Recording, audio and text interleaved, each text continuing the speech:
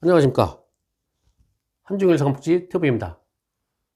오늘은 일본 우익 미즈노 슌페이에 대해서 알아보도록 하겠습니다.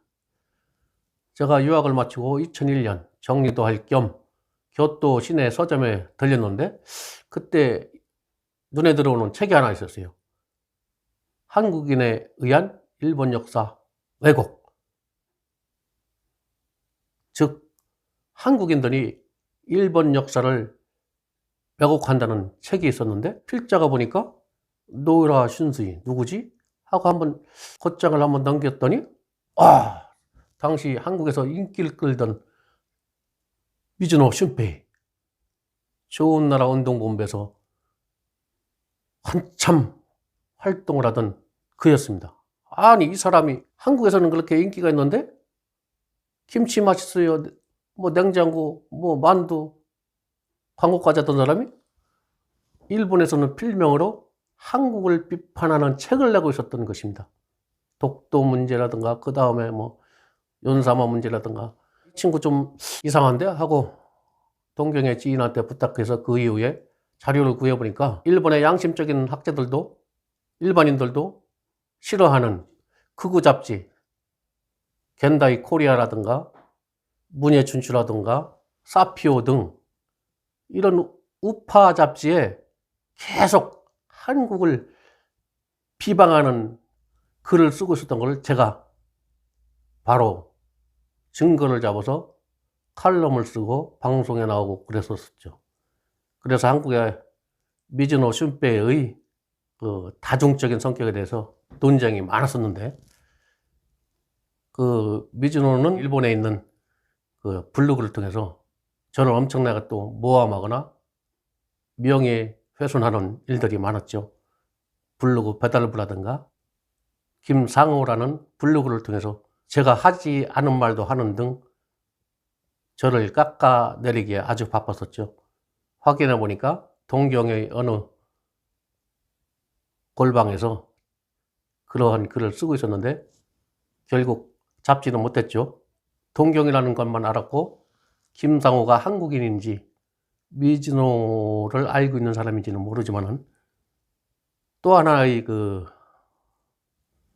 블로그는 아주 입에 담기도 힘든 아이디였습니다.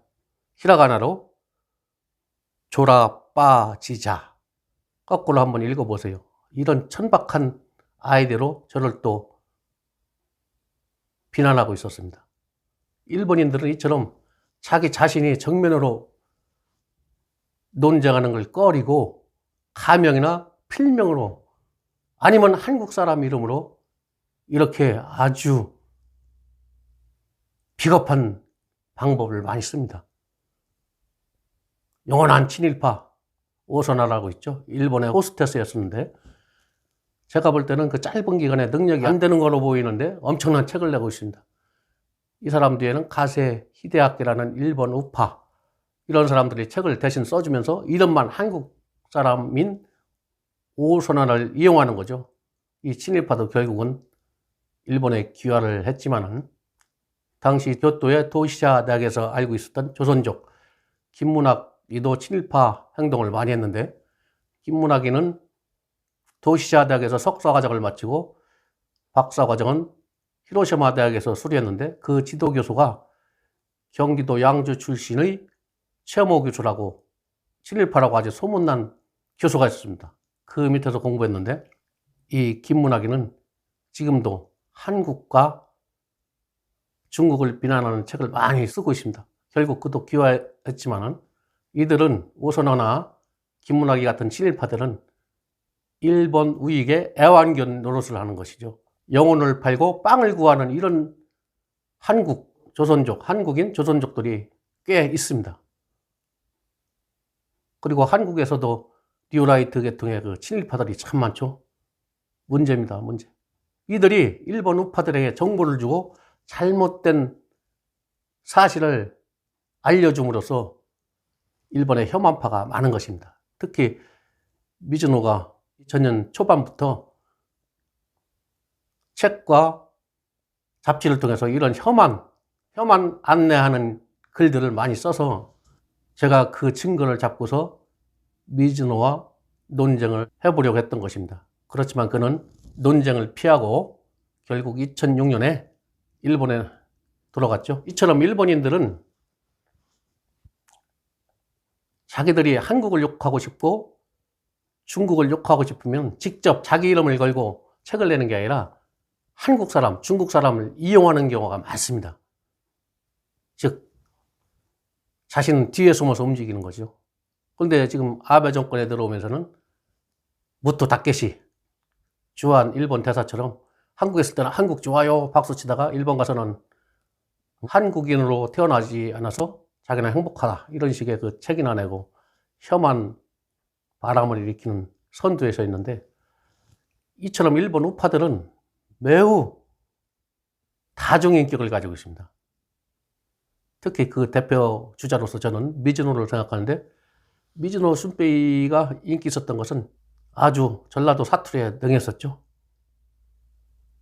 그러면서도 일본에서는 필명으로 한국을 비난하는 책들을 아주 많이 썼어요. 참, 제가 이 친구랑 한 10년 가까이 싸웠는데 미즈노가 직접 저한테 욕하는 건 없어요. 김상호라든가 배달부라는 블로그 또는 아까 얘기한 천박한 졸아 빠지자 라는 히라가나로 쓴 아이디가 있을 뿐입니다. 그러나 이는 제가 볼 때 미즈노나 최소한 미즈노 관련 인물입니다. 이처럼 그들은, 혐한론자들은 얼굴을 보이지 않고 뒤에서 조종하는 다중인격자들이라는 것입니다. 또한 한일 간에는 우월과 콤플렉스라는 상관관계가 있습니다. 우리는 고대에서 중세에 이르기까지 수천 년 일본보다 문화적으로 기술적으로 앞섰다는 자부심이 있어 우월감을 가지고 있는데 반해서 일본인들은 메이지 유신 이후 한국인보다 훨씬 앞섰다는 자만감, 우월감을 가지고 지금도 그 태세에서 한부도 양보하지 않고 계속 주장하다 보니까 미즈노 같은 우월감을 가지고 아베와 같은 터무니없는 현실 판단을 하는 것입니다. 분명 21세기는 디지털 산업 시대로 2010년부터는 우리가 일본보다 앞서는 분야가 점점 늘고 있습니다. 그런데도 일본 우익들은 현실을 직시하지 못하고 한국의 질투와 심한 콤플렉스를 느끼기 때문에 아직도 아베와 같은 현상이 일본 우파와 같은 혐한 바람이 있는 것입니다. 위에서는 한류가 불고 있지만 밑에서는 그 반동으로 혐한류가 계속 불고 있는 것입니다. 혐한류가 멈추려면 우리가 경제적으로, 군사적으로 일본을 압도하면 그때는 혐한류는 한류로 완전히 바뀌게 될 것입니다. 우리의 노력이 많이 필요하겠죠.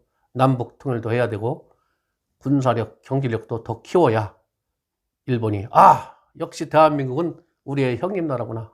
역시 대한민국은, 통일 대한민국은 큰 나라구나 라고 느끼게 될 때 혐오한류는 없어질 것이라고 판단합니다. 미즈노 같은 다중인격의 혐오한 인사들이 사라지는 그날까지 우리는 더욱더 분발하고 노력해야 할 때입니다. 이상 오늘 방송을 마칩니다. 시청 감사합니다.